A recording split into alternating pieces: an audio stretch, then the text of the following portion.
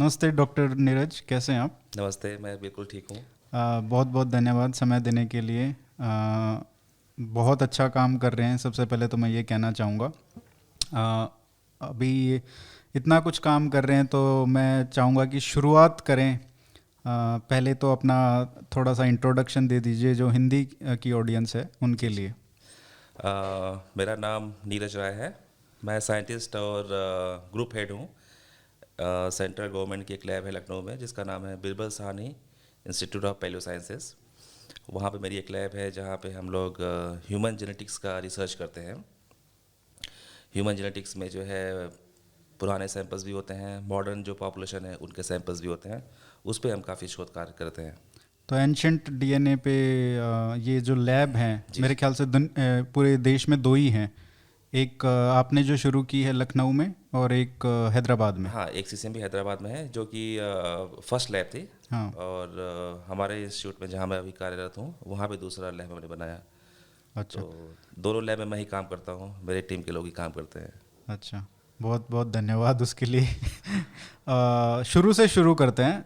जी, जी। Africa से हमारी शुरुआत होती है, जो डीएनए का हम्म, विज्ञान है जो बताता है। हम्म, तो वहाँ से लेके हम्म, और राखी गढ़ी तक, हम्म, Harappa Indian civilisation, Indian Indus valley civilisation या सरस्वती सिंधु सिविलाइजेशन, उसको जो भी बोलें, हम्म, वहाँ तक का एक संक्षिप्त में हम्म, डीएनए के विज्ञान का जो हम्म, इतिहास है हम्म। वो बताइए कि वहाँ से कैसे शुरुआत होती है। तो जैसा कि आपको पता है, जितनी भी वर्ल्ड की पॉपुलेशन है उसका ओरिजिन अफ्रीका में हुआ है। ऐसा हम इसलिए बोलते हैं क्योंकि जो पूरी वर्ल्ड की जो पॉपुलेशन की जो जेनेटिक डाइवर्सिटी है हम्म। वो अफ्रीका से काफ़ी कम है। और जितने भी आर्कियोलॉजिकल एक्सकेवेशंस हुए हैं, जो फाइंडिंग्स हैं होमिनिड फॉसिल्स का, ह्यूमन फॉसिल्स का, स्टोन टूल्स का, वो हमें सारा मिलता है अफ्रीका में ही। हम्म। तो अफ्रीका में जो ह्यूमन का जो फॉर्मेशन है वो तो around 1 million years before present हो गया था। तब से ह्यूमन वहाँ पे है। और दूसरे जो रीजन्स हैं वहाँ पे होमिनिड्स है, नॉट मॉडर्न ह्यूमन। हम्म। और मॉडर्न ह्यूमन अफ्रीका से 70,000 से लेकर के 1 लाख साल पहले डिफरेंट डिफरेंट डायरेक्शंस में वहाँ से मूव किए। ठीक। और उसमें हम मानते हैं कि जो ओल्डेस्ट जो माइग्रेशन है वो टुवर्ड्स साउथ एशिया की तरफ है, इंडिया की तरफ। और 70-80,000 ईयर्स बिफोर प्रेजेंट के आसपास जो है साउथ एशिया में सबसे पहला जो माइग्रेशन हुआ वो अफ्रीका से हुआ। और अगर आप देखेंगे अंडमानीज जो पॉपुलेशन है वो अभी भी अफ्रीकन एंसेस्ट्री को कैरी करती है। हम्म। और शायद वही एक ऐसी पॉपुलेशन है जो कि मिक्स नहीं हुई है। दूसरी पॉपुलेशन आप लेंगे पूरे वर्ल्ड की, वो सारी की सारी पॉपुलेशन मिक्स है। इवन साउथ एशिया की जितनी भी पॉपुलेशन है वो सब मिक्स है, कोई भी प्योर या ओरिजिनल पॉपुलेशन नहीं बची है। और 70-80 हज़ार साल पहले से लेकर के अभी तक जितने भी सिविलाइजेशन स्टार्ट हुआ, हड़प्पन सिविलाइजेशन जो सबसे ओल्डेस्ट सिविलाइजेशन है, हम्म। तब तक जो है ह्यूमन की प्रेजेंस इंडिया में थी। और डिफरेंट डिफरेंट रीजन्स में जो है पॉपुलेशन थी। और 4,000-5,000 साल के आसपास जब सिविलाइजेशन जब स्टार्ट हुआ उस समय जो है डिफरेंट डिफरेंट जो है तरह के या डिफरेंट डिफरेंट लेवल की मिक्सिंग स्टार्ट हुई। हम्म। तो ये यहाँ पे जब आते हैं हम्म, हम रिसेंट मॉडर्न टाइम्स, हम्म, सिविलाइजेशन की टाइमलाइन को हम्म, देखा जाए हम्म, तो आपने जो काम किया है राखी गढ़ी में, वहाँ पे डीएनए मिला। एक एक डीएनए मिला है मेरे ख्याल से जो एक्सट्रैक्ट हुआ है पूर्णतः तरीके हम्म, से। हम्म, बाकी और भी हैं पर वो पूरी तरीके से उसमें इंफॉर्मेशन नहीं है। हम्म। तो डीएनए जो राखी गढ़ी में मिला है वो हमको क्या बताता है? हाँ, अगर आप जाएंगे इंडस वैली सिविलाइजेशन के टाइम पे जो हमें सैंपल मिला राखी गढ़ी में, वो एक उसको हम बोलते हैं मैच्योर हड़प्पन पीरियड, जो कि 2300 से लेकर के 2700 साल पहले बीसी, या कि आप मान सकते हैं कि 4300 साल से लेकर के 4700 साल के बीच का वो सैंपल है। हम्म। तो एंशियंट डीएनए के रिसर्च में ये फ़ायदा होता है कि आप बिल्कुल अपने पास में जा सकते हैं। हम्म। वहाँ पे जाकर देख सकते हैं कि वहाँ के लोगों की जो एंसेस्ट्री क्या थी, वो कैसे वहाँ पे रह रहे थे, उनकी पीपलिंग कैसी थी, और उनका जो एंसेस्ट्री है वो क्या था। फॉर्चुनेटली हमें एक सैंपल में जो है इनफ डीएनए मिला जिसको कि हमने सीक्वेंस किया। और सीक्वेंस के बाद हमें चला पता कि जो है उसका जो एंसेस्ट्री है वो अभी जो पॉपुलेशन है पूरे वर्ल्ड में वो किससे किससे जब मैच करती है। अच्छा। तो हमें जो अगर आप देखेंगे पूरे इंडियन पॉपुलेशन की जो एंसेस्ट्री है वो उसमें हड़प्पन एंसेस्ट्री सब में मिलेगी।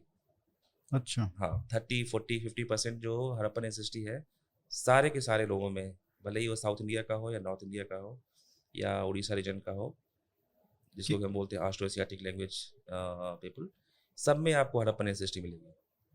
ठीक है। ठीक। तो वो एंसेस्ट्री कहाँ से आई है? वो एंसेस्ट्री जो है हमारे यहाँ साउथ एशिया की सिग्नेचर एंसेस्ट्री है जो हजारों सालों से यहाँ पे है, अच्छा। जिसको हम बोलते हैं अंडमानीज स्पेसिफिक एंसेस्ट्री। हाँ। दूसरी जो एंसेस्ट्री मिलती है वो मिलती है ईरानियन स्पेसिफिक एंसेस्ट्री।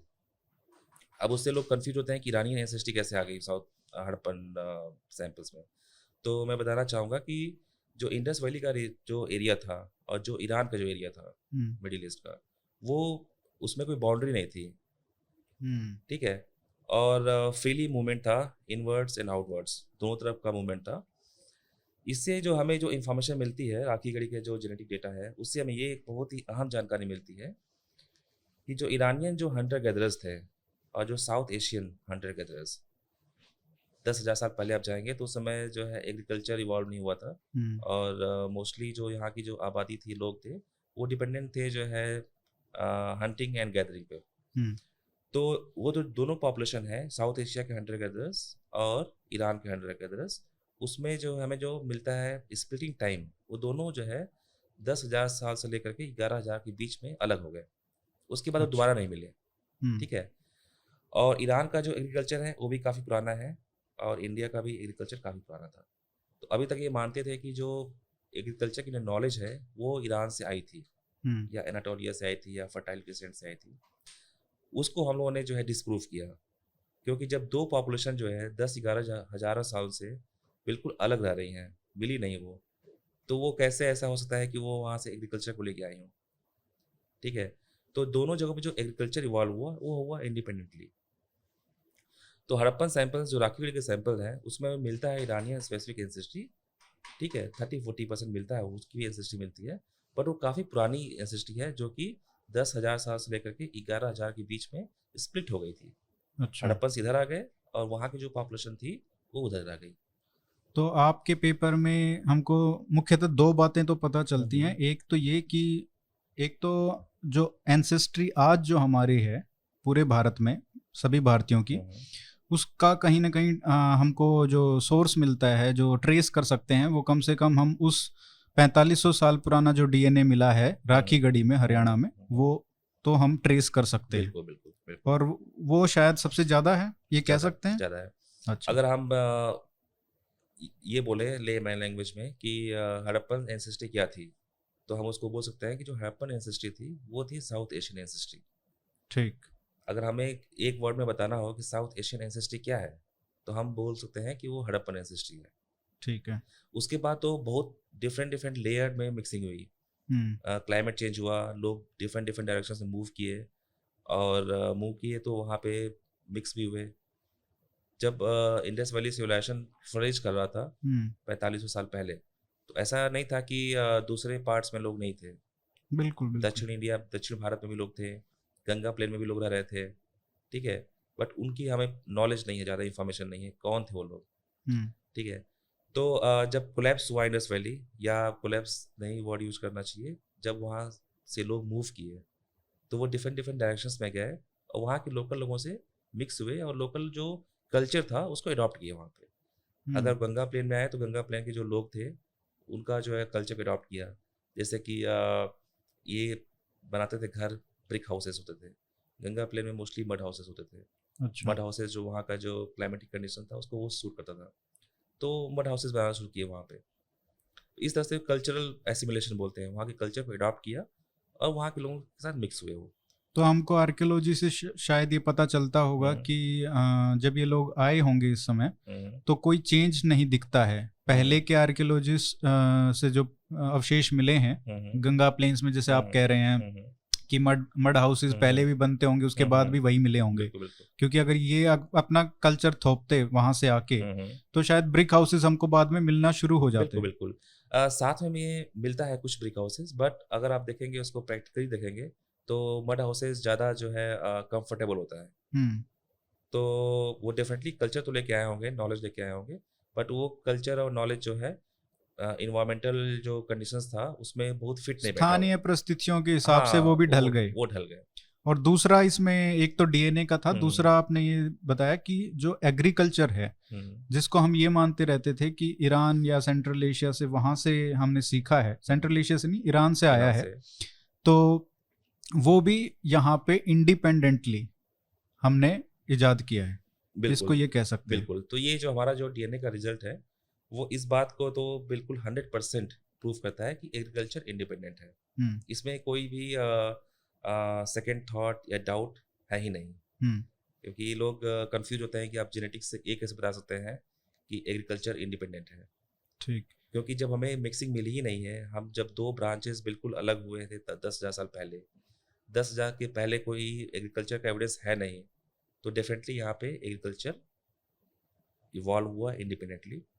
दूसरा ये है कि हमें बहुत सारे ऐसे स्पेसिमेंस मिलते हैं तुर्कमेनिस्तान में और ईरान में, जिनकी एंसेस्ट्री जो है किसी भी वर्ड के पॉपुलेशन से मैच नहीं करती थी।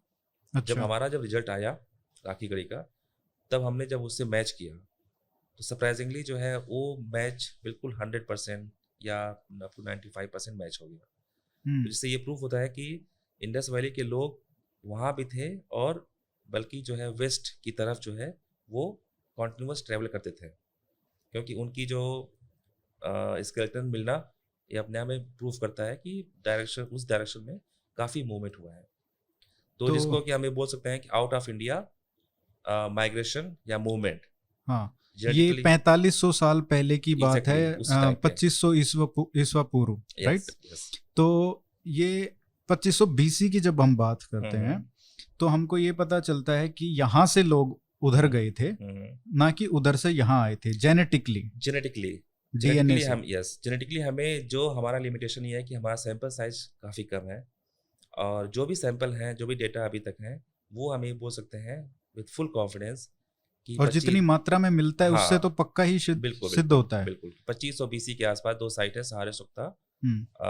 जो आपका तुर्कमेनिस्तान में है, अच्छा, और गुनूर, ये जो किधर पड़ता ये है? आपका ईरान में। ठीक है। तो वो इन दोनों साइट पे जो सैंपल्स मिले हैं, वो जो है बिल्कुल ही मैच नहीं कर रहे थे यूरोपियंस या जो है मिडिल ईस्टर्न के लोगों से। हम्म। वो हड़प्पन लोग थे। तो ये, जेनेटिकली प्रूव होता है कि वो हड़प्पन थे, हाँ, बट वो क्या कर रहे थे वहाँ पे, किस पर्पज से गए थे, उसको हम नहीं बता सकते हैं। लेकिन अगर इतने मात्रा में मिला है, हम्म। तो सिर्फ ये कहना कि वहां पे सिर्फ व्यापार के लिए थे या हम्म। उसके लिए थे, वो कहना भी गलत होगा। हम्म। क्योंकि इस तरीके की उस समय के 4500 साल पहले जब ये बात कर रहे हैं हम, जहाँ पे ऐसे आप ऐसे ही ट्रैवल नहीं कर सकते हो, बहुत मुश्किल होता है, बिल्कुल, बिल्कुल। अनलेस कि आप के सारे आपके लिंक बहुत सारे हैं वहाँ पे, कल्चरली, रिलीजियसली, सिविलाइजेशनली अगर कोई लिंक है, तभी आप इतने अच्छे तरीके से आप आ जा रहे हो कि वहां पे आपकी इतनी मात्रा में मिल रहा है। ये कहना ठीक होगा? एक आर्कियोलॉजिस्ट ये बात बोल सकता है, हाँ, कि वो गए होंगे वहाँ पे, मिक्स हुए होंगे डेफिनेटली, बट जेनेटिक्स के पॉइंट ऑफ व्यू से मैं बस इतना ही बोल सकता हूँ कि एक पॉपुलेशन ग्रुप, वो इधर से हाँ, उनका ट्रेस मिलता है, डीएनए का। यस, और एक दो इंडिविजुअल नहीं है, काफी इंडिविजुअल्स हैं। तो ये कैसे बता सकते हैं आप, डीएनए का साइंस ये यहाँ पे कैसे काम करता है कि भाई वो उधर से आए होंगे, ना कि ये उधर से? क्योंकि वो फर्स्ट जनरेशन के लोग थे, वहाँ पे अभी तक मिक्स नहीं हुए थे वहाँ के लोगों से।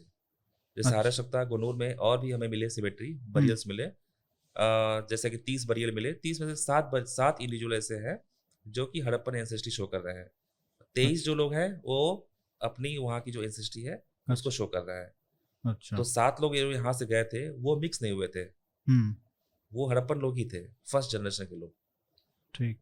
अगर हमें उसमें जो है मिक्सिंग मिलती काफ़ी ज़्यादा वहाँ के लोगों से, तब हम मान सकते थे कि यहाँ से लोग गए, वहाँ के लोगों ने उसको एक्सेप्ट किया, शादियाँ हुई होंगी, और वो बिल्कुल उस पॉपुलेशन का एक पार्ट बन गया होंगे। बट हमें मिक्सिंग नहीं मिली, वो फर्स्ट या सेकंड जनरेशन के लोग ही थे वहाँ पे, जो यहाँ से गए थे। तो इससे पता चलता है, हाँ, आउट ऑफ इंडिया माइग्रेशन तो हम बोल सकते हैं बिल्कुल जेनेटिकली 100% श्योरिटी के साथ बोल सकते हैं कि आउट ऑफ इंडिया माइग्रेशन हुआ है। ठीक है। तो ये हमको पता चल गया कि 4500 साल पहले का जो डीएनए मिला है, बिल्कुल, वो भारतीय इस इंडिजीनियस बिल्कुल। जिसको कहते हैं स्थानीय है। बिल्कुल। दूसरा, अब इसमें ये चैलेंज आता है कि चलो वो तो ठीक बात है, वो अ, हुआ होगा, वो बिल्कुल सही बात है, डेटा आप डीएनए को आप डिनाई तो नहीं कर सकते हो, लेकिन उसमें एक और जो आर्यन इन्वेजन, आर्यन माइग्रेशन, जो उसका सोर्स है, जो उसके फंडामेंटल जो बिलीफ है, वो वहाँ से आता है कि जो हमारी आज की एंसेस्ट्री है, आज का जो डीएनए है, उसमें ठीक है हड़प्पा का जो आपको डीएनए मिला है वो उसका सोर्स है, लेकिन उसमें मिक्सिंग हुई है, और वो मिक्सिंग हुई है स्टेप से, हम्म। जो सेंट्रल एशिया, ईस्टर्न यूरोप, हम्म। वहाँ से लोग आए और उनके साथ मिक्स हुए, और वो जो मिक्सिंग का जो डीएनए का जो कंपोनेंट है वो R1A हम्म। जिसको कहते हैं, कि ये 1500 बीसी के आसपास हुआ होगा। ठीक है, हम्म। तो ये 4500 साल पहले आपको प्योर डीएनए मिलता है, हम्म। और उसके बाद जो डीएनए मिलता है 1500 के बाद, उसमें मिक्सिंग है R1A की, हम्म। ये कहा जाता है। हम्म। तो इसमें जो आपका जो फाइंडिंग है राखी गढ़ी में, वो इस माइग्रेशन या इन्वेजन जिसको भी बोले, उसको कैसे डिनाई करता है? क्योंकि कुछ लोग कह रहे हैं कि ये डिबंक कर रहा है, आर्यन इन्वेजन को डिस्प्रूव कर रहा है, कुछ लोग कह रहे हैं नहीं नहीं ये तो प्रूव कर रहा है कि पहले प्योर थे उसके बाद मिक्सिंग हुआ नहीं होगा। नहीं, देखिए ऐसा नहीं है। बीइंग अ साइंटिस्ट हमारा काम होता है कि सिर्फ जो सत्य है उसको ढूंढना, बिल्कुल। और हम बिल्कुल ही बायस नहीं होते हैं। और 4 साल पहले, 5 साल पहले हम इस बात को मानते थे कि जो है आर्यन इन्वेजन हुआ है। अच्छा, बिल्कुल आप खुद मानते मैं थे? खुद मानता था, हम्म। क्योंकि हमें वही पढ़ाया गया था। बिल्कुल। तो मैं बहुत प्राउडफुली बोलता था कि अरे हम तो यूरोप से आए हैं, बीइंग मैं ब्राह्मण हूँ, मैं तो मेरा तो जीन तो बाहर का है, हम हाँ, बोलते थे। ये 100 साल पहले हाँ भी हाँ, जो लिखते थे बिल्कुल बिल्कुल। हमारे। हमारे ग्रैंडफादर और फादर ने बताया था कि जो है हम ब्राह्मण बाहर से हैं। हम्म। हम उसको मानते थे, उसको कोई दिक्कत नहीं है। उस समय यही भी नैरेटिव चल रहा था। एग्जैक्टली। लेकिन जब जेनेटिक डेटा मिलना स्टार्ट हुआ, हमने जब आर्कियोलॉजिकल साइंसेस की जब जो इम्पोर्टेंस है उसको समझना जब शुरू किया, तब हमें चला पता कि एक बहुत बड़ा झूठ थोपा गया है हमारे ऊपर। हम्म। एक नॉन एकेडमिशियन या एक फिलोसोफर या एक ब्रिटिश फिलोसोफर ये बोल के चला जाता है कि हम आर्यंस हैं, और बाहर से जो है आर्य आए, नॉलेज लेके आए, लैंग्वेज लेके आए, हम्म। ऋग्वेद लेके आए। हम्म। हम उसको मान करके और अपने पूरा का पूरा हिस्ट्री ही चेंज कर दिया उसको। खैर हम उस पर बात नहीं करेंगे। जब आप जाइए राखी गढ़ी साइट पे, जो वहाँ पे आपको कल्चरल मटेरियल्स मिलेंगे, जो आपके ब्रिक हाउसेस मिलेंगे, जो आपको वहाँ पे सीवेज सिस्टम मिलेगा, और कुछ लोग ऐसा भी मानते हैं कि एक वैदिक सभ्यता के लोग वहाँ पे रहे होंगे, क्योंकि उन्हें बहुत सारे जो है वैदिक हवन के भी एविडेंसेस मिले हैं। ठीक है, राखी गढ़ी में। राखी गढ़ी में। बट हम उस बात को जो है यहाँ पे नहीं लाना चाहेंगे, क्योंकि उस पर फिर बहुत डिबेट हो जाएगा। हम्म। डेफिनेटली जो राखी गढ़ी का जो इंडिविजुअल था वो 4243 साल पुराना था। उस समय कोई भी एक्सपेक्ट नहीं करेगा कि जो है सेंट्रल एशियन आए होंगे, चाहे मिक्स हुए होंगे। बट हम इतना बता सकते हैं आर्कियोलॉजिकली कि बहुत ही रिच और बहुत ही नॉलेजफुल एक सिस्टम था वहाँ पे राखी गढ़ी में। नॉट राखी गढ़ी, जितने भी वहाँ पे इंडस वैली, सिंधु सरस्वती जो सिविलाइजेशन के लोग थे, वो बहुत ही ज़्यादा वेल एजुकेटेड और बहुत ही एक एडवांस सोसाइटी थी। ये तो हमें देखने को मिलता है।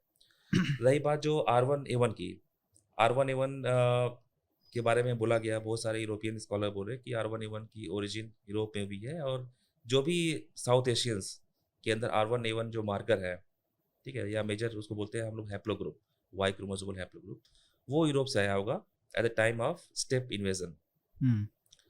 बट जब हम पिछले 3-4 सालों में जब हमने बहुत सारा डेटा इकट्ठा किया, बहुत सारे पॉपुलेशन के सैम्पलिंग की है, हमने देखा कि जो R1A1 जो जीन है या जो मार्कर है, वो वाइड स्प्रेड है। यहाँ के ट्राइबल पॉपुलेशन जो कि they are still hunter gatherer. अच्छा। अभी वो हंटर गैदरर से एग्रीकल्चर की तरफ ट्रांसफॉर्मेशन का हो रहा है। उनके अंदर भी 30-40% R1A1 जीन है। और R1A1 एक ब्रांच है जिसके बहुत सारे डाउन स्ट्रीम मार्कर्स हैं। हमने डाउन स्ट्रीम मार्कर्स को भी जो है डिकोड किया, उनको सीक्वेंस किया ये और क्या देखा। होते हैं down stream? Down stream marker क्या होता है कि R1A1 एक म्यूटेशन है, जिसको कि अच्छा। हमें बोलते हैं कि एक R1A1 हैप्लो ग्रुप है। उस हैप्लो ग्रुप वो के नीचे भी बहुत सारे ऐसे जो हैप्लो ग्रुप होते हैं, बोलते हैं सब हैप्लो ग्रुप। अच्छा। और उसके नीचे भी बहुत सारे ऐसे म्यूटेशन होते हैं कि R1A1 तो रहेगा, लेकिन R1A1 की branch R1A1 A1 A B mutations हो जाते हैं, म्यूटेशंस। जैसे आप रिप्रोड्यूस एग्जैक्टली करते एग्जैक्टली हो, एग्जैक्टली। जैसे कि आपके वो, बच्चे होते हैं तो उनका वहां बिल्कुल से बिल्कुल सोर्स हुआ है उसकी, फिर उनकी ब्रांच हो जाती है, फिर बिल्कुल उनकी बिल्कुल बिल्कुल, ब्रांच। ठीक एक है। म्यूटेशन तो रहेगा, पर उसके साथ एक और एसोसिएटेड म्यूटेशन होगा। ठीक है। फिर जो दूसरे वाले से 4 और एसोसिएटेड होंगे। तो पहला तो सब में प्रेजेंट है, और नीचे वाले 4 हैं वो भी सब में होंगे।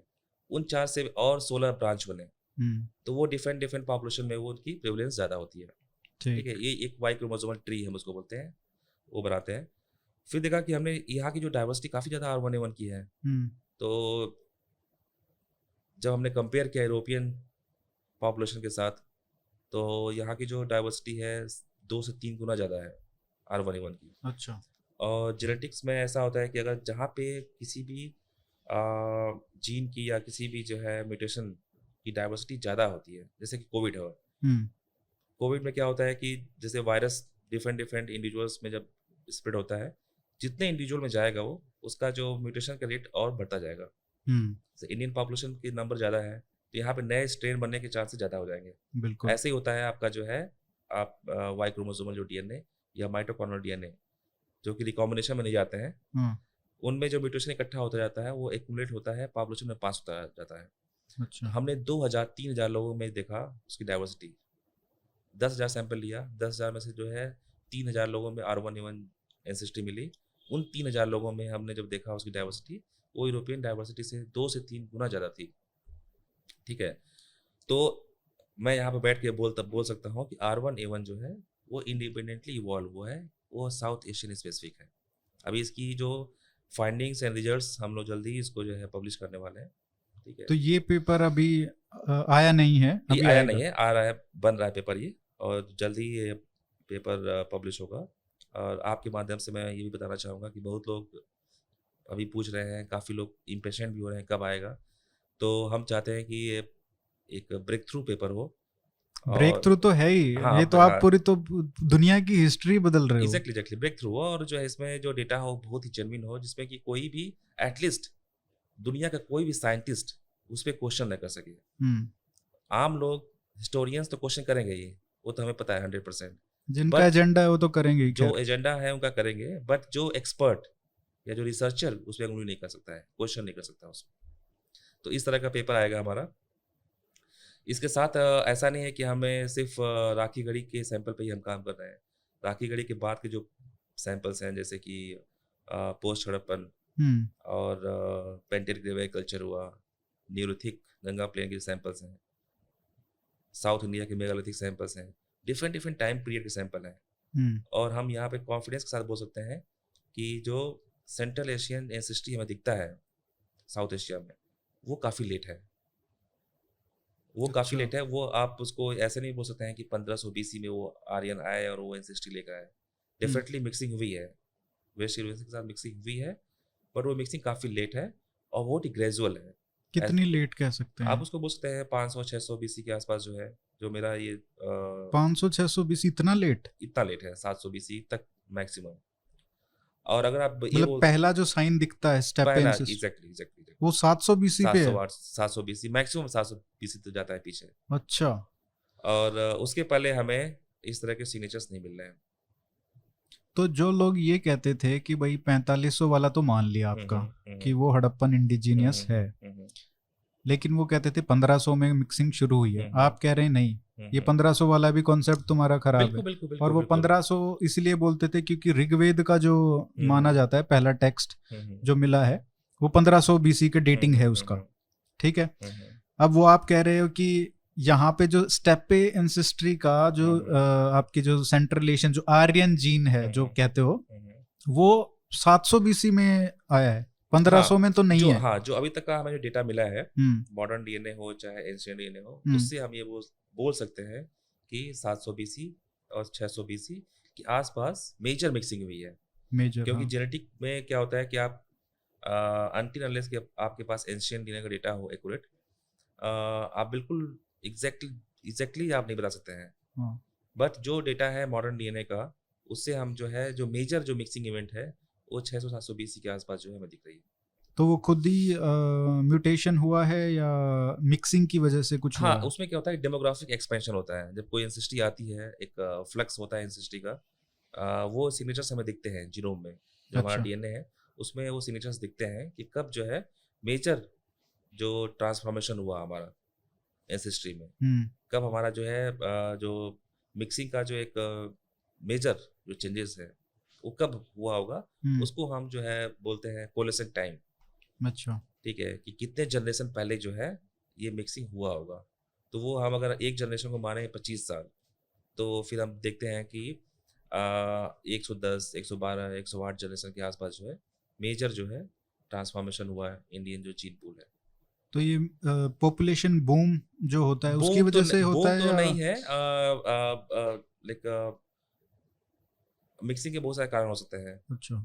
अब उसमें जो है माइग्रेशन, क्लाइमेट चेंज हुआ, उसकी वजह से वहाँ के लोग यहाँ पे आए हों ज्यादा नंबर्स ज़्यादातर। में। Yes yes yes. हम्म।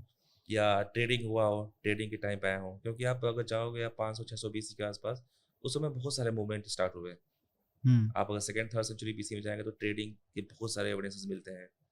हम्म। रोमन्स आने स्टार्ट हुए उस टाइम पीरियड पे। 600-700 का कुछ 600 के आसपास भी हमें दिखता है। अच्छा। हमें केरला में दिखता है 400-500 बीसी के आसपास। हमें अच्छा। रोमन ट्रेडिंग के जो एविडेंसेस मिलते हैं उस समय तक मिलता है 500 बीसी तक।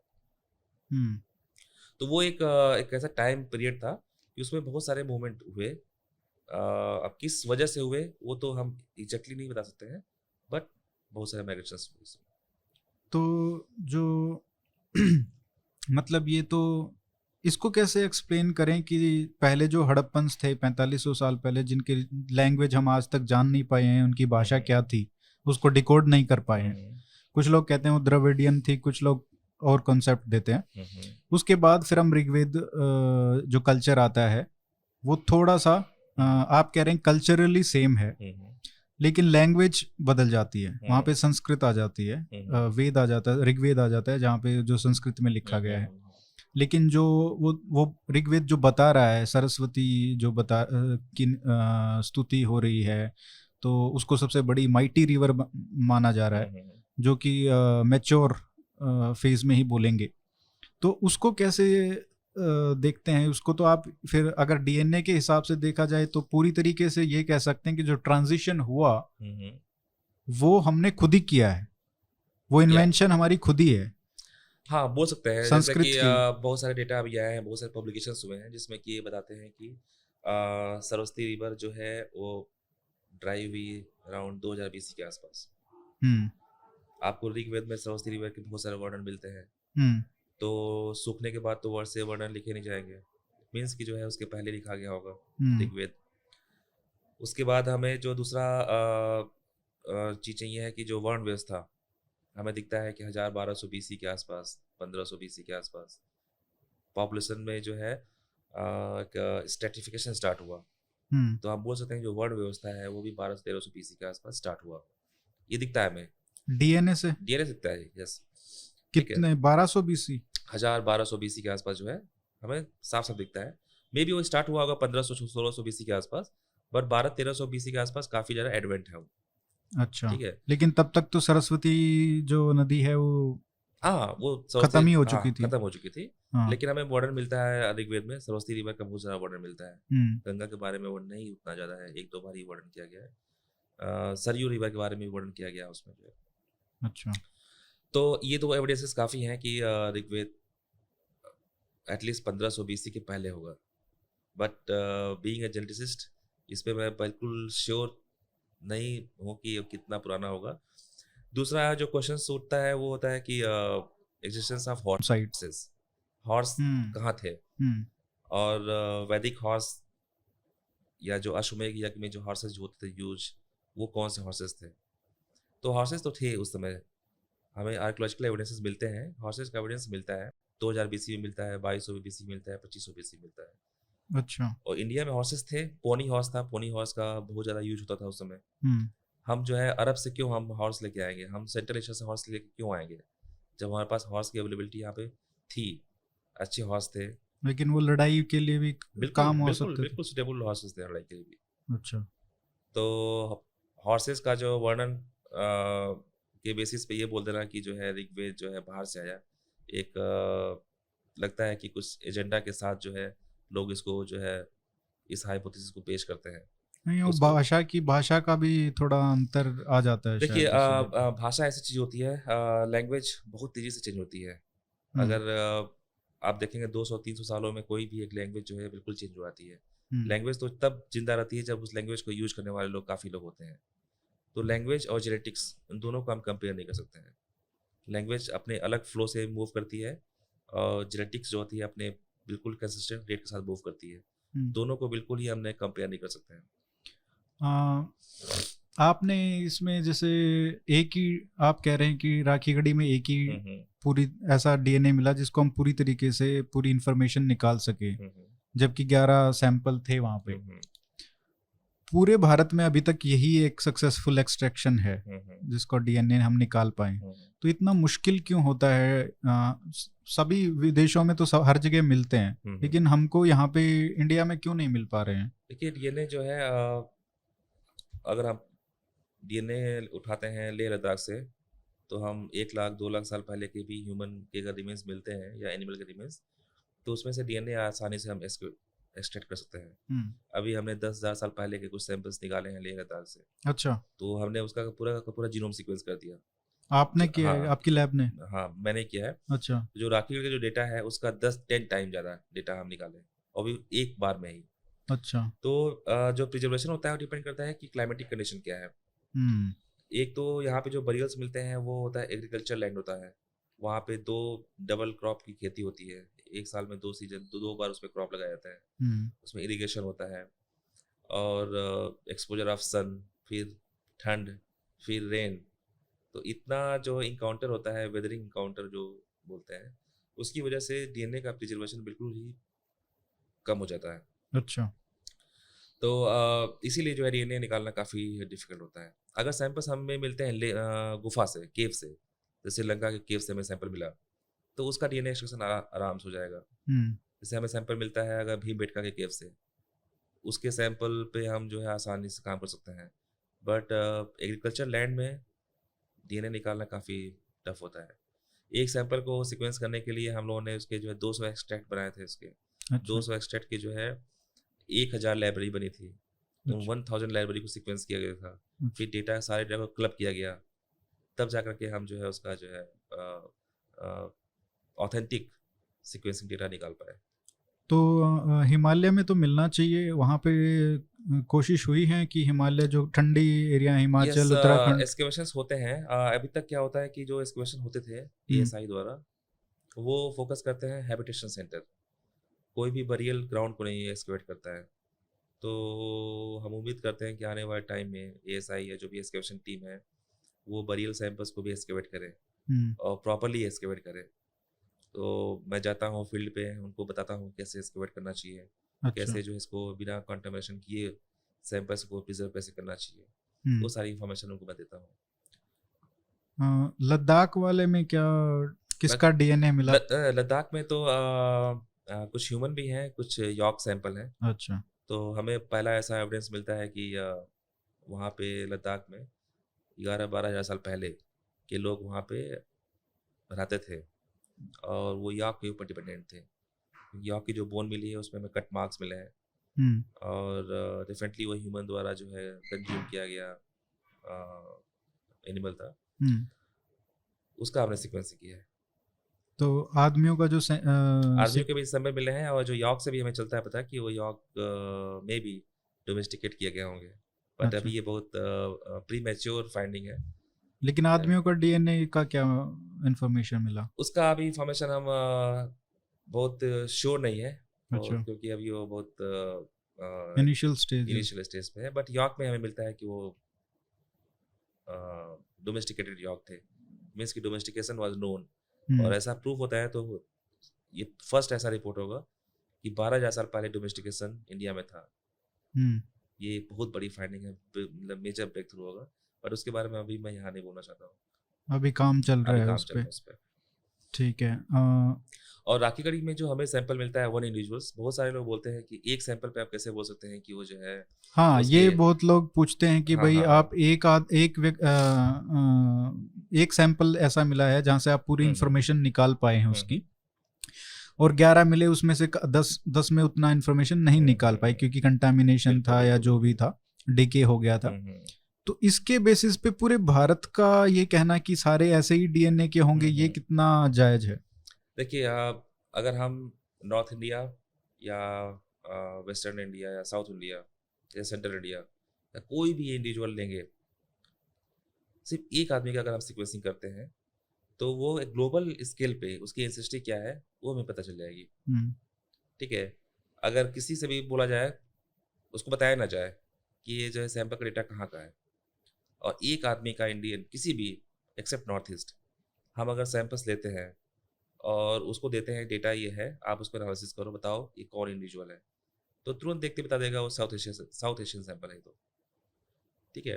तो चाहे वो एक सैंपल हो, चाहे आप 10 लाख सैंपल हो, चाहे आप 50 लाख सैंपल लीजिए, north India, south India, southern India, हम्म। एनसीएसटी का जो पैटर्न है वही आएगा। ठीक है। तो हम जो देखना चाह रहे थे ग्लोबल स्केल पे हड़प्पन की एनसीएसटी क्या है। एनसीएसटी होती है जैसे साउथ एशियन एनसीएसटी होती है, ऑस्ट्रोसियाटिक एनसीएसटी होती है, हम्म। ठीक है, नॉर्थ इंडियन स्पेसिफिक एनसीएसटी होती है, साउथ इंडियन स्पेसिफिक एनसीएसटी होती है, या वेस्ट यूरेशियन होती है, ईस्ट एशियन होती है, साउथ ईस्ट एशियन होती है।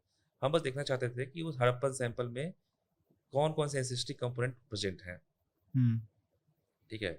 उसी के हिसाब से मॉडल करते हैं। जैसे कि अगर हमें देखना हो कि ancient ancestral south Indian, south Asian ancestry क्या है, तो वो होती है ये, हाँ, ये बताइए कि जो हम्म अभी तक जो मान्यता थी कि एक तो एंसेस्ट्रल नॉर्थ इंडियंस हैं, एक हम्म एंसेस्ट्रल साउथ इंडियंस हैं, हम्म एएनआई और एएसआई। हम्म जो एएनआई का कॉन्सेप्ट है वो ये है कि पहले जो ईरानियन थे उनके साथ जो यहाँ पे रहते थे, हम्म द्रविडियंस जो बोलते हैं कि वहाँ पे हम रहते थे, हड़प्पन मान के चलते, पहले उनके साथ मिक्सिंग हुआ, and then they went down side, down south.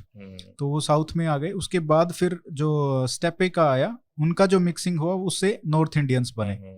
तो ये इस पूरे कॉन्सेप्ट को बताइए एक बार कि एएनआई ये क्या है और एएसआई क्या है, और आपकी जो फाइंडिंग्स हैं अभी R1A1 के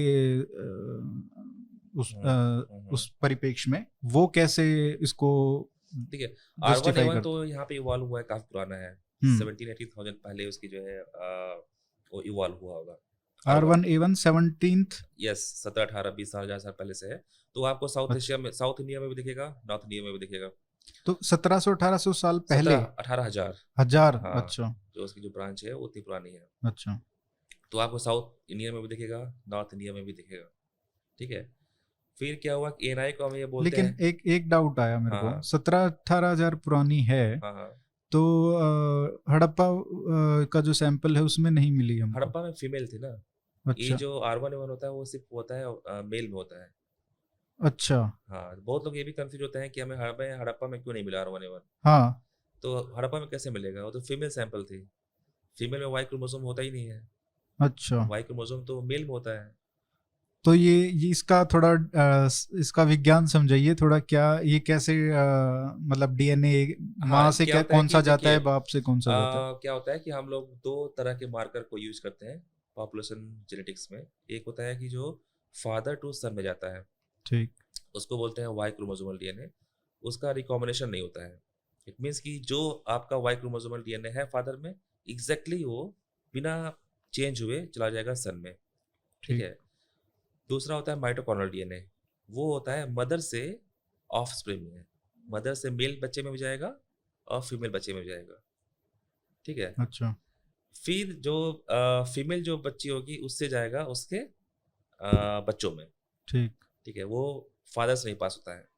एंड वाई क्रोमोसोम क्या होता है, father to son. Mitochondrial DNA क्या होता है कि मदर टू ऑफस्प्रिंग। ठीक है। ठीक है। इस तरह से इसका जो है इनहेरिटेंस होता है। तो अगर हम माइटोकॉन्ड्रियल डीएनए की बात करते हैं तो उसका मतलब होता है कि तो जो ये अ, R1A1 है ये माइटोकॉन्ड्रियल नहीं, ये वाई क्रोमोसोम वाई है। क्रोमोसोम हाँ। है, हाँ। तो हमें जो है राखी गढ़ी में जो मिला हैप्लो ग्रुप, वो माइटोकॉन्ड्रियल डीएनए का है। ठीक और है। तीसरा डीएनए होता है न्यूक्लियर डीएनए, उसको बोलते हैं ऑटोसोमल डीएनए, हम्म। जो कि 50% आता है मदर से, 50% आता है फादर से। ओके। ठीक है, पूरा नहीं जाएगा, सिर्फ 50-50 जाएगा, 50 mother 50 father. But why chromosome पूरा का पूरा जाता है फादर टू सन।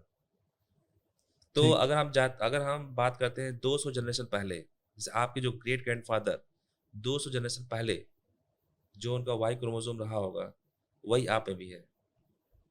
ठीक है, तो वो तो सब में ही होगा सब फिर, में पूरी होगा, पॉपुलेशन में। पूरी पॉपुलेशन में। बट वो 200 जनरेशन में म्यूटेशन हुए होंगे। ठीक है, उसी म्यूटेशन को हम बोलते हैं वाई क्रोमोसोमल स्पेसिफिक हैप्लोग्रुप। हम्म। ठीक, सपोज दैट मेरे जो ग्रैंडफादर रहे होंगे 100 जनरेशन पहले, उनके अंदर R1 रहा होगा। बट ओवर द टाइम हमारे अंदर जो होगा वो होगा may be R1 A1 A हाँ, A2 R1A के ही R1 A के ही कुछ ब्रांचेस म्यूटेशंस होंगे। होंगे। हाँ, ठीक है। तो इस तरह से ये जो है इसका चलता है इनहेरिटेंस।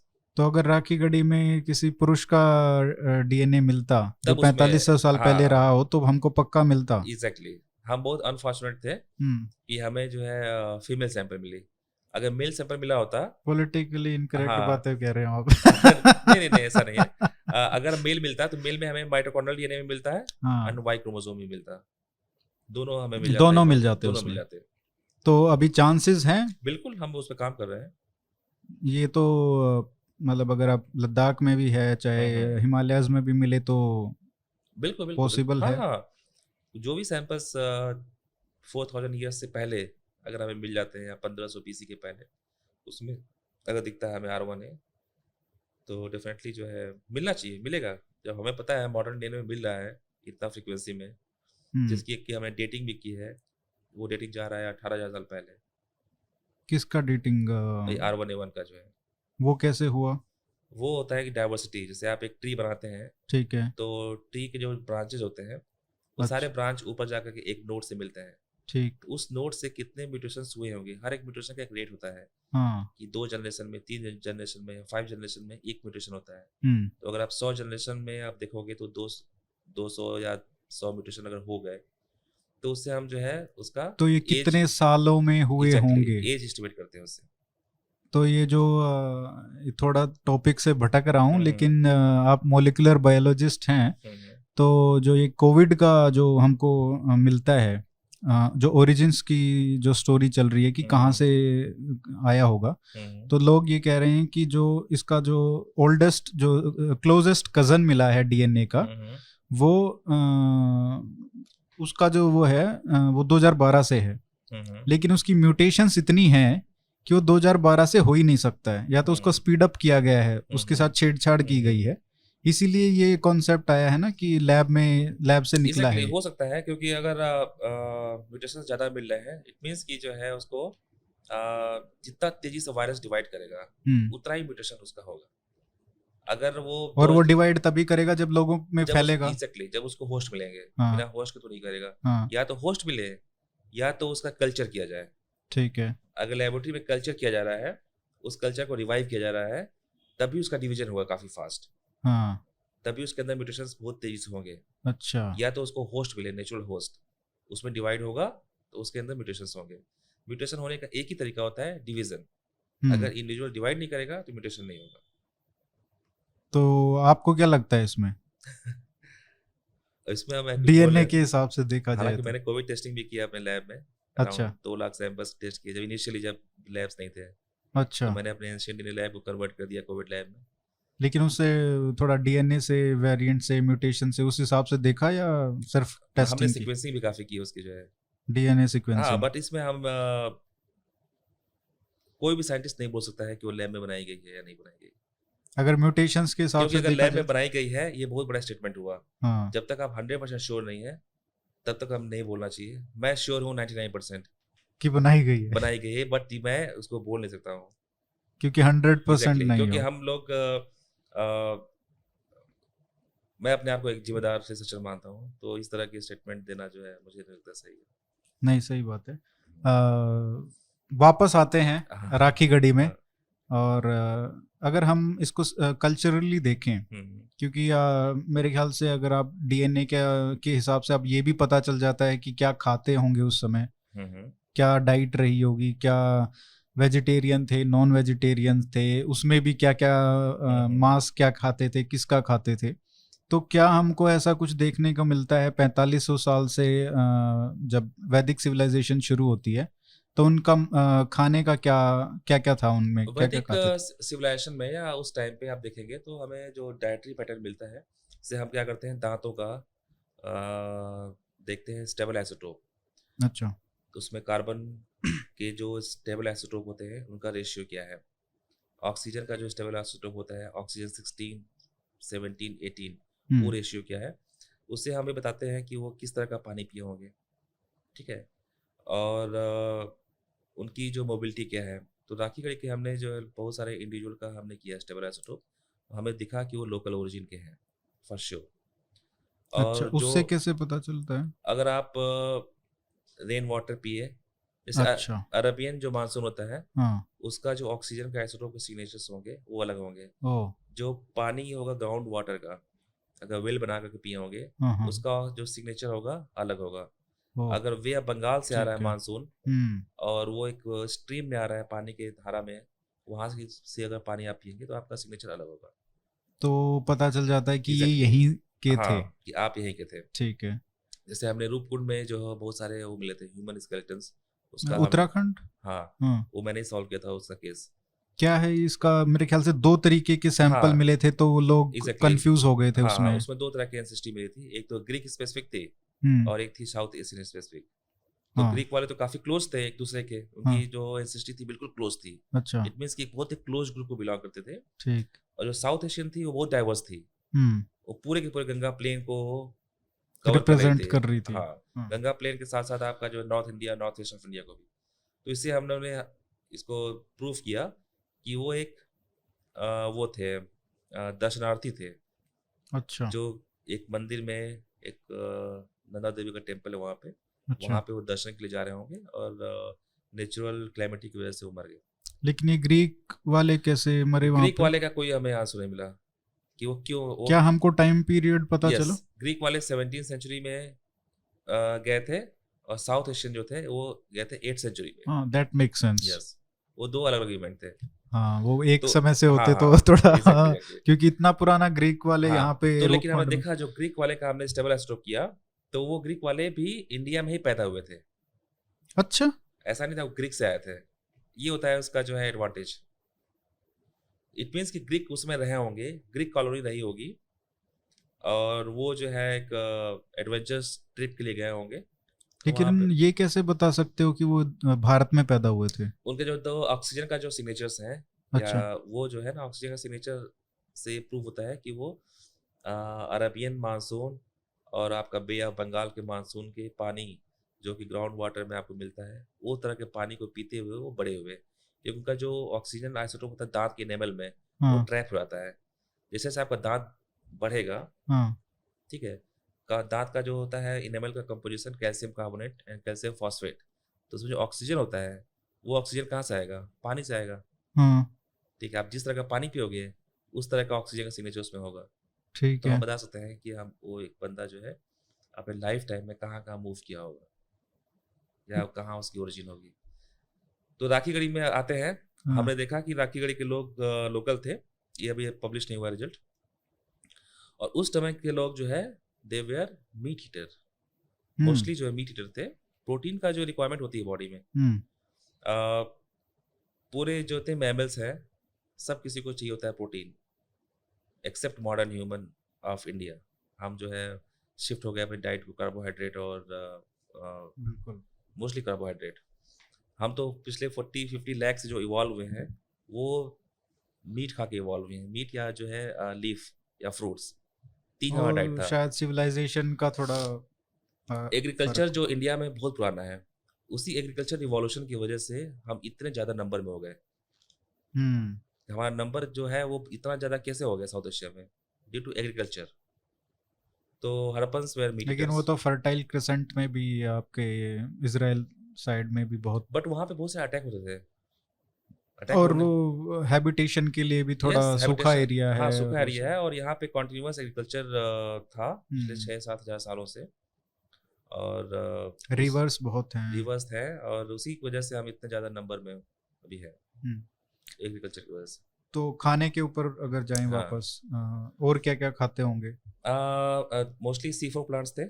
C4 प्लांट्स में से sorghum हुआ, जितने भी जो व्हीट, फॉर श्योर व्हीट नहीं था, हम्म। बार्ले था, sorghum था, मिलेट्स थे और राइस। तो इस तरह के जो अभी है, आप राखी गढ़ी में काम किया, अभी तो कोई मीट नहीं खाता होगा वहाँ पे? अभी नहीं खाते हैं, बट उस टाइम पे definitely they were meet eaters. उसका कोई हमको पता चलता है कि कहाँ हाँ, पे हाँ, ट्रांजिशन हुआ? वो काफ़ी लेट हुआ होगा। अच्छा। जब मुझे लगता है बुद्धिज़्म और जैनिज़्म के टाइम पे अच्छा, वो फिर शिफ्ट हुआ होगा, 500 बीसी 600 बीसी के आसपास। ये काफ़ी बेहतरीन और काफ़ी रोमांचक चीज़ है कि आप ये बता सकते हैं डीएनए से इतनी सारी चीज़ें। डीएनए नहीं, वो होता है स्टेबल आइसोटोप। Stable isotope. हाँ, तो उन्हीं सैंपल्स को यूज़ करते हैं हम डीएनए के लिए, सेम सैंपल को यूज़ करते हैं इस तरह के डायट्री एनालिसिस के लिए, अच्छा। तो उससे ये चलता है पता। फिर भी बहुत इंटरेस्टिंग है। हाँ, काफ़ी इंटरेस्टिंग है और डेटा काफ़ी ज़्यादा ऑथेंटिक होता है। हाँ। अच्छा, इसमें खाने का तो, इसमें मीट का तो कहा, हुँ, हुँ। तो वहाँ पे बात आती है कि क्या बीफ भी खाते थे? हाँ, खाते रहे होंगे, बीफ खाने में क्या बुराई है? क्योंकि हम कंट्रोवर्शियल। नहीं, नहीं ऐसा कुछ नहीं है, हम तो साइंटिस्ट हैं, हमें जो भी मिलता है एविडेंसेस, क्योंकि वहाँ नहीं पे तो मिला आपको कोई? हाँ, वहाँ पे ब्रूचरीज़ है, बहुत सारे जो है कैटल्स के हमें वहाँ पे वो मिलते हैं, स्केलेटन्स मिलते हैं। तो वो आपको ये कैसे बता सकते हैं कि उसमें ये कट इनको मार्क्स है, मारा? अच्छा, कट कट मार्क्स मार्क्स हैं, है। उसको वो किया गया, स्लॉटर किया गया और फिर हलाल उसको था या झटका था? इतना नहीं बता इतना नहीं सकते। बता सकते। तो इतना ये पक्का है कि 4500 साल पहले हाँ, यस। गौ मांस खाते थे? गौ मांस खाते रहे होंगे, ये जो है आपका भेड़, बकरी खाते रहे होंगे। खाते थे या पक्का खाते थे, पक्का उनके है? उनके वो मिलते हैं, स्केलेटन्स मिलते हैं, अवशेष मिलते हैं।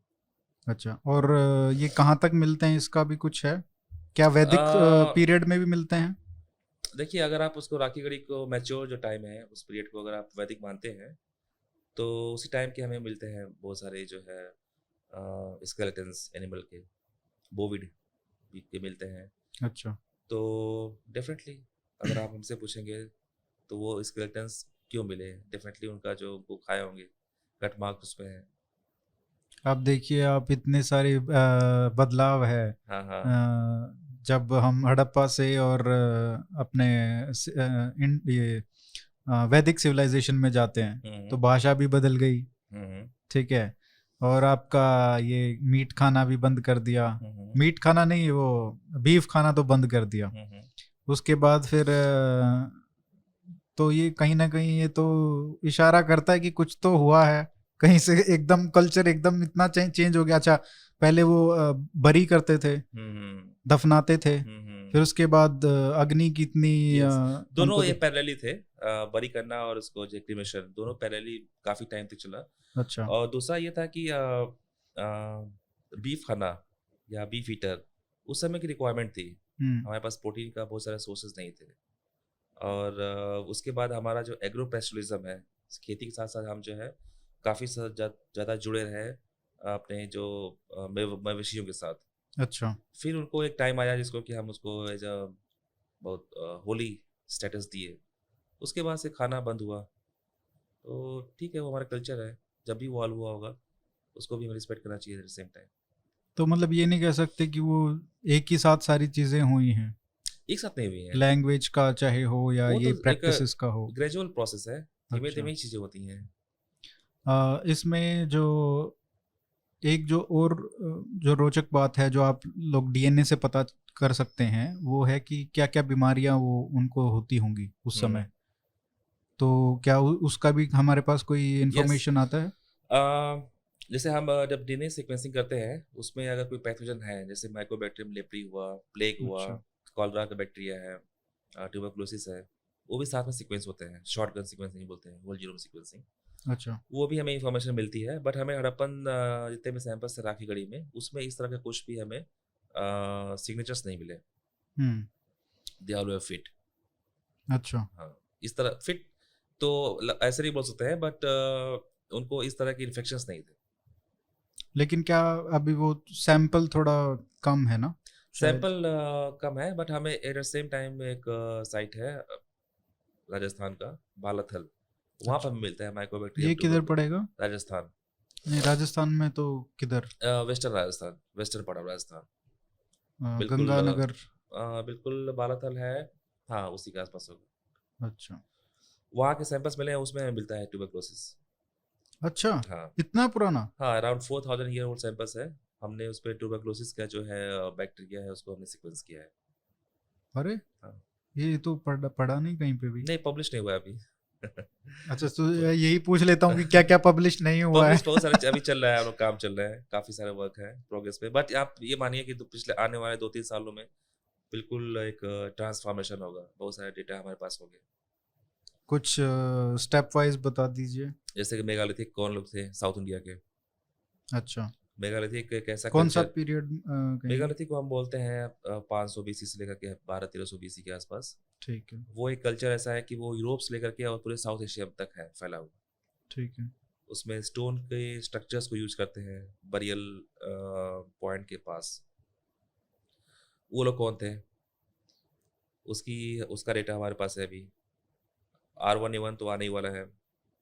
फिर आपका सनौली, सिनौली में क्या? सनौली का जो वॉरियर है, अब आप बस गेस कर लीजिए, जो मैं बोल रहा हूँ डेटा उसी के अंदर हुई होगा, हाइपोथेसिस जो हमने बताया अभी। R1A1 का?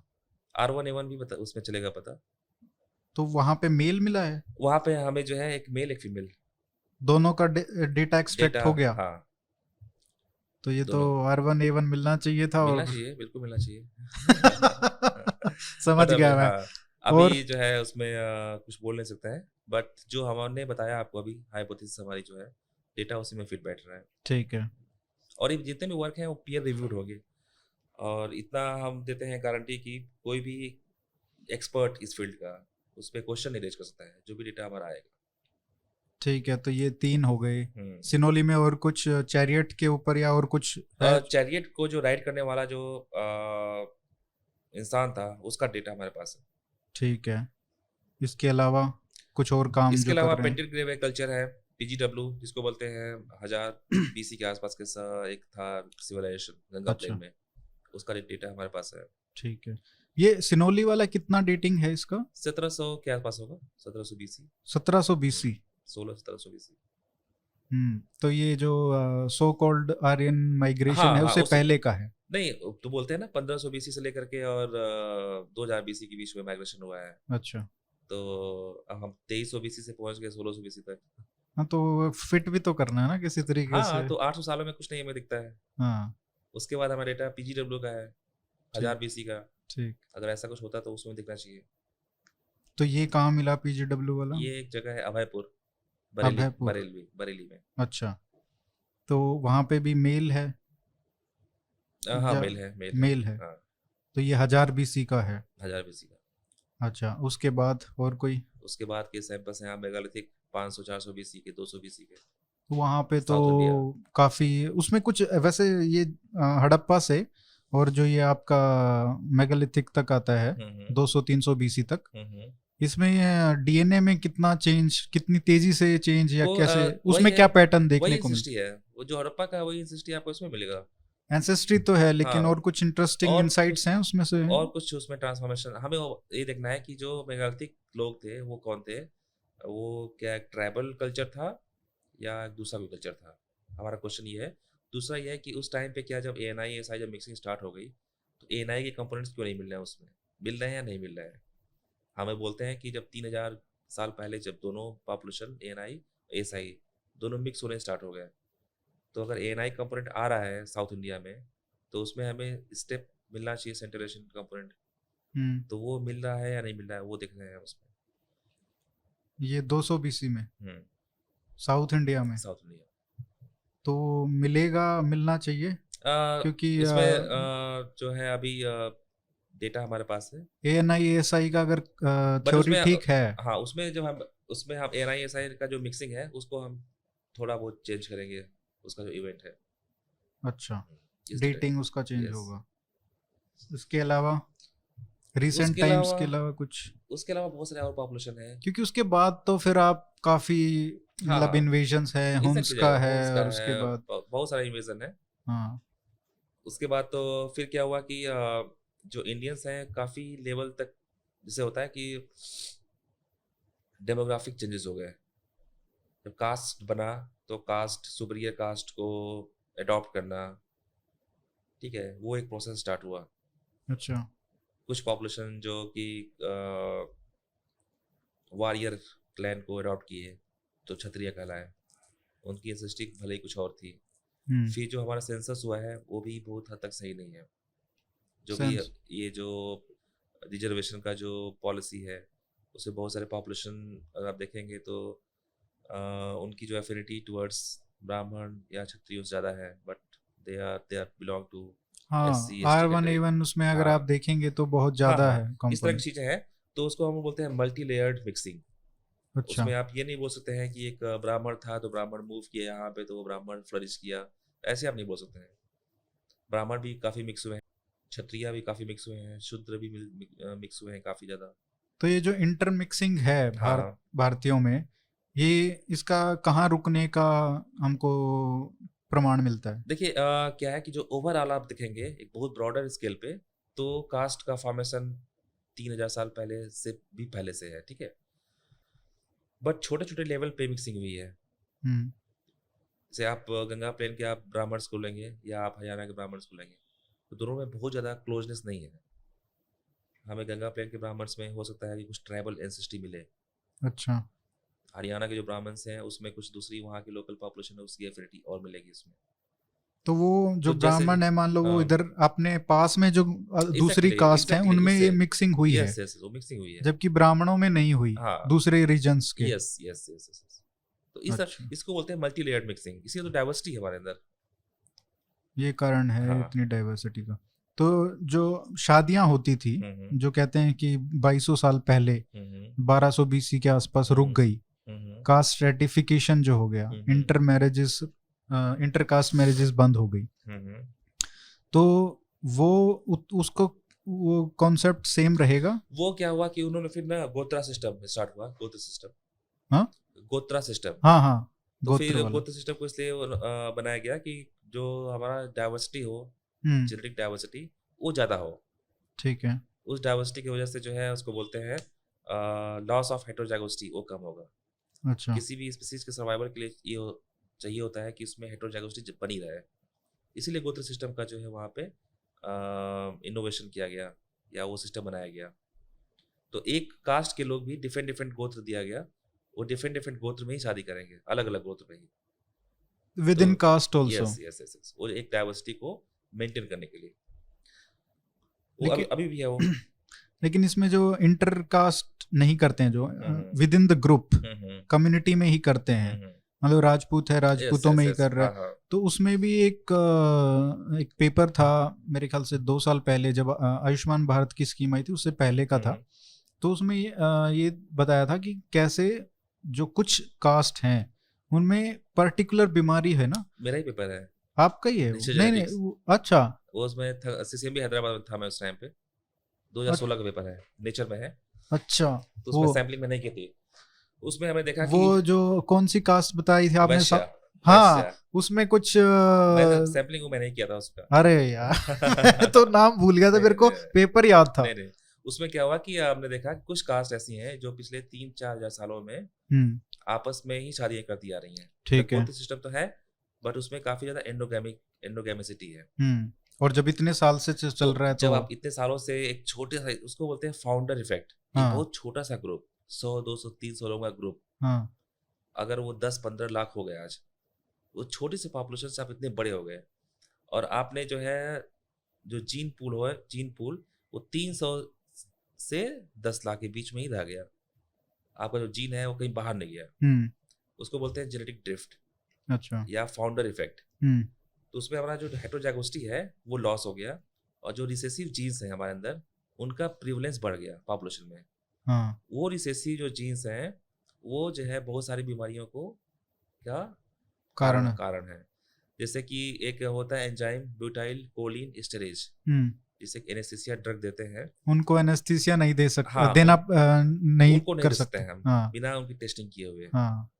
तो वो उनका एक्सप्रेशन जो है 1000 टाइम तक ज़्यादा हो जाता है, ठीक है, ओवर उसकी रिएक्शन हो जाता है। वो जो है एनेस्थीसिया का ड्रग उन पे काम नहीं करता है, उसकी वजह से वो मर जाते हैं, अरे। ठीक है। और भी कास्ट का ऐसा और भी कुछ है, है? कुछ एक अग्रवाल कम्युनिटी है नॉर्थ इंडिया में, हाँ, उसके अंदर भी हमने देखा कि उसमें क्या था? उसमें भी वो सारे जेनेटिक डिसऑर्डर्स दूसरे कास्ट की तुलना में ज़्यादा है। क्योंकि शायद वो जो का विद इन द कास्ट भी यस। गोत्र भी बहुत कम है। हाँ, तो जैसे आप देखें मुस्लिम पॉपुलेशन, हम्म। उसमें जेनेटिक जो डिजीज़ का बर्डन बहुत ही ज़्यादा है अच्छा। और आने टाइम में और बढ़ेगा। एक पूरे अच्छा। इंडिया का जो एक लोड है, इकोनॉमिक क्राइसिस, वो इन तरह की कम्युनिटी की वजह से जो बहुत ज़्यादा होने वाला है। अच्छा। क्योंकि उनकी जो शादियाँ होती हैं काफ़ी ज़्यादा एंडोगेमस होती हैं, हाँ। या कुछ साउथ इंडियन पॉपुलेशन है उसमें भी एंडोगेमिक शादियाँ होती हैं, तो वो बहुत सारी बीमारियों का कारण बनेंगी और जो कि कई फोल्ड और बढ़ जाएंगी फ्यूचर में। तो ये तो मतलब इंडिया में तो ये बहुत बड़ी बीमारी प्रॉब्लम है। इंडिया में क्योंकि दो तरह के, दो चौतरफा हमारे हेल्थ सिस्टम पे चौतरफा अटैक हो रहा है। एक तो हम्म। हमारा जो डाइट, वो बिल्कुल चेंज हो गया है। एग्रीकल्चर बेस्ड प्रोडक्ट हम खाते हैं, मोस्टली वीट, बार्ले, राइस, जो भी कार्बोहाइड्रेट। दूसरा जेनेटिक बर्डन, और तीसरा पॉल्यूशन। हम्म। ये तीन जो कारण है, एक बहुत बड़े जो है प्रॉब्लम्स का जो जड़ है। और ये जहर ही प्रॉब्लम बन रहा है ये और तो। ये प्रॉब्लम बढ़ती जाएगी आने वाले दिनों में। 100-200 सालों में तो बहुत बड़ा एक रूप ले लेगी ये, जो जैसा डेटा हम लोग को दिख रहा है। पता है, एक बिकॉज ऑफ पॉपुलेशन, एंडोगोमी। यस, एक पॉपुलेशन होती है फिनलैंड की पॉपुलेशन, एक होती है पॉपुलेशन एस्केनाजी ज्यूज। हाँ। इन दोनों में जो देखा गया है कि बहुत ही ज़्यादा जो है एंडोगेमिक प्रैक्टिसेस की वजह से इनका जो जीन पूल है बहुत ज़्यादा जो है डाइवर्स नहीं हो पाया है। हम्म। ठीक। तो इनका क्या होता है कि जब शादियाँ होती हैं इन कम्युनिटी का में, तो उनकी जो जेनेटिक स्क्रीनिंग होती है, ये देखने के लिए कि जो है अगर दोनों का जीन मिल गया तो क्या क्या जो बीमारियों के चांसेस हैं। जब हमने अपना डेटा कंपेयर किया इंडिया का, मोर देन 120 पॉपुलेशन, सारे के सारे पॉपुलेशन इनसे ज़्यादा जो है एंडोगेमिक थे। और भी हाँ, कई गुना, 3 गुना, 4 गुना, 5 गुना, 10 गुना। होंगे ही। कितने 2000 साल से यही चल रहा है ना। हाँ। तो तो मतलब आप ये कह रहे हो कि अगर हमने प्रथा नहीं बदली, हम्म अगर हमने मासिव स्केल पे, नेशनल स्केल पे यस, इंटरकास्ट मैरिजेस नहीं की। तो बहुत बड़ा एक जो है एक चुनौती हमारे सामने आने वाली है। ये जो गोत्र सिस्टम बना बहुत अच्छा सिस्टम था, बट वो एक एक स्मॉल समय तक ही वो। एक स्मॉल पॉपुलेशन, हम्म। एक पॉपुलेशन जो कोहॉर्ट होता है, एक छोटे से पॉपुलेशन को के लिए बेस्ट था वो। लेकिन अब हमारी पॉपुलेशन बहुत बढ़ गई है। बहुत ज़्यादा हो गई है। कास्ट की यस, पॉपुलेशन इतनी बड़ी यस हो सर। गई है, राज्यों जितनी है, मतलब दूसरे देशों जितनी हो यस, गई है। यस। एक बहुत बड़ा चैलेंज हमारे सामने है ये। लेकिन जैसे आपने ये बताया एनेस्थीसिया वाला, और ये वैश्य कास्ट कास्ट का कास्ट है, कास्ट ऐसा नाम सुना नहीं, वैश्य। वैश्य होते हैं आंध्र प्रदेश में, कोई वैश्य ग्रुप। पर्टिकुलर ओबीसीज हैं या नहीं नहीं, नाम? वैश्य जो है एक ग्रुप है जिसके अंदर टैटिल जो होता है, अच्छा। वो अलग अलग लिखते हैं वो लोग। अच्छा। बट एक जो ग्रुप है वैश्य ग्रुप है। तो अगर ये सभी में मिलेगी ये बीमारियां, कुछ ना कुछ दिक्कत होगी। हाँ हाँ। मान लो हमको दिखता भी है ये कि इस कास्ट में यार ये लोग ऐसे इतने हम्म जल्दी ऐसे क्यों हो जाते हैं, इसमें ऐसे क्यों हो जाता है। हम्म, तो ये तो एक नेशनल मैपिंग करने की जरूरत है बिल्कुल सरकार को, बिल्कुल बिल्कुल बिल्कुल बिल्कुल। कि भाई सरकार तुम्हारे। कर रही है, अच्छा। छोटे लेवल पे कर रही है, बट हम ही लोग हैं जो इसको पुश कर रहे हैं, और आने वाले टाइम में इसको और बड़े रूप में इसको करेंगे। मैंने इसमें लिखा भी था, जब आयुष्मान भारत का मैंने इसलिए जिक्र हम्म किया था कि जब ये आया था तो मैंने ये कहा था कि भाई अगर हमारी इतनी डिपेंड करते हैं हम हम्म, इन जेनेटिक बीमारियों के ऊपर, तो हमको ये सबसे बड़ी प्रायोरिटी यही होनी चाहिए कि पहले बिल्कुल आइडेंटिफाई तो बिल्कुल करो बिल्कुल बिल्कुल कि बिल्कुल किसको क्या बीमारी हो बिल्कुल सकती है। बिल्कुल बिल्कुल बुढ़ापे में जाके मान लो किसी के कुछ कमजोरी आ रही है, चला नहीं बिल्कुल। जा रहा है, तो क्या पता उसकी वजह कोई जीन हो। बिल्कुल बिल्कुल, ये है बिल्कुल। तो इसमें बहुत सारे स्टार्टअप्स हैं, प्राइवेट कंपनीज को आना चाहिए आगे हम्म। इसकी स्क्रीनिंग करने के लिए। और फंडिंग का मैं एक सवाल पूछना चाहूंगा कि हम्म जो आप काम कर रहे हैं इतना महत्वपूर्ण है, हम्म। तो इसके लिए क्या मतलब 2 ही लैब हैं पूरे देश में जहाँ पे इतना काम हो सकता है? देखिए, हमारा जो फील्ड है वो है इंटरडिसिप्लिनरी फील्ड। हम जो है बिल्कुल। साइंटिस्ट हैं, आर्कियोलॉजी के साथ भी काम आर्कियोलॉजी के करना साथ काम पड़ता करते है। हैं, और जो सबसे इंपॉर्टेंट रोल प्ले करते हैं वो होते हैं हिस्टोरियंस। अभी हमने एक काम किया साउथ वेस्ट ऑफ इंडिया, हाँ। रोमन कैथोलिक ग्रुप था। अच्छा। तो ये जानना था कि कौन थे वो लोग, तो उसमें ठीक। बहुत सारे हाइपोथेसिस है ये लोग कौन थे। कुछ हिस्टोरियंस का मानना था कि ये लोग जो है गौर सारस्वत ब्राह्मण है, हम्म। जो कि ज्यूज से भी मिक्स हुए हैं। ओके। और वही डेटा हमारे पास आया, एग्जैक्टली जो उनकी हाइपोथेसिस थी वो बिल्कुल सही थी। तो हिस्टोरियंस बहुत इंपॉर्टेंट रोल प्ले करते हैं। तो ये क्या उनका वो था, ये जो रोमन लोग थे, हाँ, जो कैथोलिक है गोवा में, मैंगलोर में, रोमन जो, कैथोलिक, हाँ, जो south west coast of India के लोग हैं, ठीक है। बेसिकली वो बोलते हैं अपने आप को मैं ब्राह्मण हूँ, ब्राह्मण थे हम लोग, बट पोर्तुगीज इनक्यूबेशंस के टाइम पे हम जो चेंज हो गए। अच्छा। और कुछ हाइपोथेसिस ये था कि ये लोग जो है ब्राह्मण तो थे, बट साथ साथ जो ज्यूस यहूदियों से भी ये मिक्स हुए थे पहले। पहले। अच्छा, तो कन्वर्ट करने यस, से पहले। यस। तो जो पहले गौड़ सरस्वत ब्राह्मण थे। तो गौर शासक ब्राह्मण तो ब्राह्मण ही है, वो हाँ, mostly north west of India से मैच कर रहे हैं। ठीक है। ये नॉर्थ वेस्ट ऑफ इंडिया से ये गए वहाँ पे ठीक और है। वहाँ सेटल हो गए, ठीक है। और वहाँ के लोग लोकल लोगों से भी मिक्स हुए। जूस से भी मिक्स हुए और फिर जूस का भी एक वेव ऑफ माइग्रेशन हुआ वहाँ 700 पे। 800 साल पहले, ठीक है। और उनसे भी मिक्स हुए। और फिर वो कन्वर्ट हुए, और फिर कन्वर्ट हुए 15th सेंचुरी में, कैथोलिक बन गए। जब पुर्तगीज आए। ठीक है। तो ये थ्योरीज भी टेस्ट करनी यस, पड़ती हैं। यस। कई बार वो सच भी हो तो जाती हैं, वही कई है ना, बार। हिस्टोरियंस तो अपने जो डेटा होता है उसके बेसिस पे बताते हैं, हम्म। जो भी उनका जो सोच होती है, या जो भी इनके जो नॉलेज आती है, पास होती है, उसको हम लोग जो है प्रूव या डिस्प्रूव करते हैं। वैसे कौन सा ऐसा प्रोजेक्ट है हम्म, अभी जो आप चाहेंगे कि इस पे, ये तो अभी आपने बता दिया 2-3 साल का कार्यक्रम, तो आपने बता ही दिया कि अब व्यस्त रहने वाले हैं, लेकिन उसके बाद ऐसा कोई सोचा हो कि हाँ इस पे भी काम करना है, इस पे भी करना है, यहाँ पे कुछ मिल सकता है? एक कलेक्शन है एंथ्रोपोलॉजिस्ट ऑफ इंडिया का, हम्म। कोलकाता में। वहाँ पे मोर देन 3-4 thousand सैंपल्स हैं, ह्यूमन स्पेसिमेंस, अच्छा। इंक्लूडिंग जैसे बुरजुहम हुआ। हाँ। बुरजुहम एक सभ्यता है, मेरे ख्याल से अच्छा। सभ्यता कश्मीर की। हाँ हाँ। बुरजुहम वेल बहुत ही एडवांस एक सिविलाइजेशन था वहाँ पे, और कितने साल पहले की बात है ये? 1000 BC के आसपास का है। अच्छा। तो उनका जो है हम देखना चाहते हैं, क्योंकि कश्मीर रीजन जो है अभी बैरन है, वहाँ पता नहीं है कि वहाँ के लोग ओरिजिनल लोग कौन थे, क्योंकि जो उनका जो क्लोजनेस भी है अफगानिस्तान और ईरान का जो रीजन है, तो वो हम देखना। अभी वालों का तो पता ही है, लेकिन आप पहले हाँ, वालों का पहले कह पहले रहे हैं। पहले पहले हाँ, पहले। क्योंकि अभी वालों का तो हमको पूरा डीएनए हाँ, एक्सट्रैक्ट वो तो पता ही पता है। है, बट 1000 BC के आसपास लोग कौन थे वहाँ पे, जो फर्स्ट इनहेबिटेंट थे वहाँ पे। तो ये कश्मीर का, वहाँ पे हाँ, तो मेरे ख्याल से मिलना भी चाहिए, क्योंकि हाँ, हाँ, वहाँ ठंड का है, ये ठंड ठंडा है। एरिया है, तो एग्जैक्टली, डीएनए थोड़ा एग्जैक्टली, प्रिजर्व्ड मिलेगा। एग्जैक्टली। और यहाँ के जो हंटर गैदरर्स कौन थे, जैसे भीमबेटका में जिन्होंने ड्राइंग किया था, पेंटिंग, केव पेंटिंग, अच्छा। वो लोग कौन थे? या जो गंगा प्लेन है, ये जो है आपका site, Mahadaha, Damdama, Sarai Nahar, they all अच्छा। Are mesolithic sites. मतलब अच्छा। न्यूलिथिक के पहले, एग्रीकल्चर के पहले के लोग, उनकी एंसेस्ट्री क्या थी एग्जैक्ट, डेफिनेटली हम उसको मॉडल तो कर सकते हैं कि वो आपका अंडमानी स्पेसिफिक ही रहा होगा, बट हम्म। फिर भी हम चाहते हैं देखना कि वो कौन लोग थे। अच्छा, ये बताइए, जैसे जो हड़प्पन, जो हमारी डीएनए है, हम्म। क्या वो ऐसे के ऐसे कहीं प्रिजर्व हुआ है, किसी कास्ट में, किसी रीजन में, किसी ग्रुप में? देखिए सारे ग्रुप्स में है, आप देखोगे। सबसे ज्यादा किसमें कहेंगे? सबसे ज्यादा द्रविड़ियंस में है। South Indians. यस। अच्छा। और नॉर्थ में मतलब कितना, 50% से ज्यादा है? क्योंकि नॉर्थ में एक एडिशनल एंसेस्ट्री भी है ना, जिसको हम बोलते हैं कि ANI, या जो स्टेप रिलेटेड एंसेस्ट्री है, एक एडिशनल।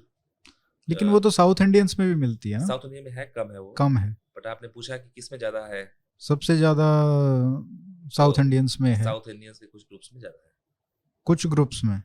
हाँ। अच्छा। जो उसको चलो पढ़ते हैं, लेकिन अभी काफ़ी समय हो गया। तो इतना सब बताने के लिए सर बहुत बहुत धन्यवाद। बिल्कुल, और धन्यवाद आपने समय बुलाने के लिए। निकाला, दिल्ली आए आप, और एक बिल्कुल, एक दो दिन का ही समय मैं था तो। चाहूंगा कि अगले साल भी आऊँ और कुछ और डेटा के साथ। हाँ, जब भी ये पेपर आएगा तो धमाके तो R1A1 के बाद हम आपसे मिलेंगे और उसमें और भी बातें करेंगे।